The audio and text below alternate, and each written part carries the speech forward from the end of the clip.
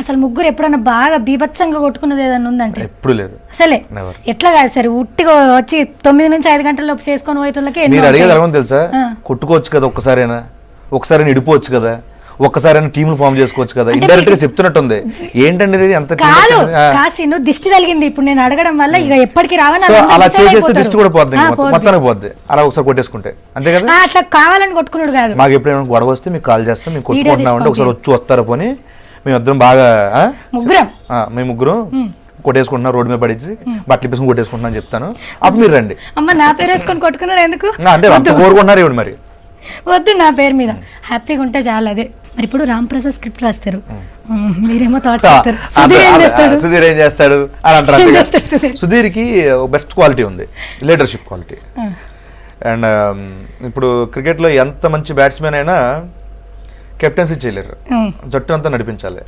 అది సుధీర్ వల్ల సాధ్యం అని నేను ప్రగాఢంగా నమ్ముకుంటా. ఇంకోటి, అండ్ మేము ఒక స్కిట్ చెప్పినా వాడు పంచులు రాసినా, అరే ఈ పంచి పేలదేమరా, ఈ థాట్ అంత వర్కౌట్ ఏమోదరా, జడ్జిమెంట్ ఉంటుంది, ప్రీ జడ్జిమెంట్. అంటే నాగబాబు రోజా గారు చెప్పే కంటే ముందే వీడు చెప్పేస్తాడు. ఒక్కోసారి స్కిట్లు పోయినప్పుడు జడ్జిమెంట్ ఏమైందిరా అని అనొచ్చు మీరు. దానికి ఏంటంటే ఒక్కోసారి తప్పదు అంతే. సో చాలా కాన్ఫిడెంట్ గా అనుకుంటాం, కొన్ని ఒకసారి తుస్సుమంటాయి, ఒక్కోసారి బాగా వస్తాయి, గెలిపోవటములు కామన్ అంతే.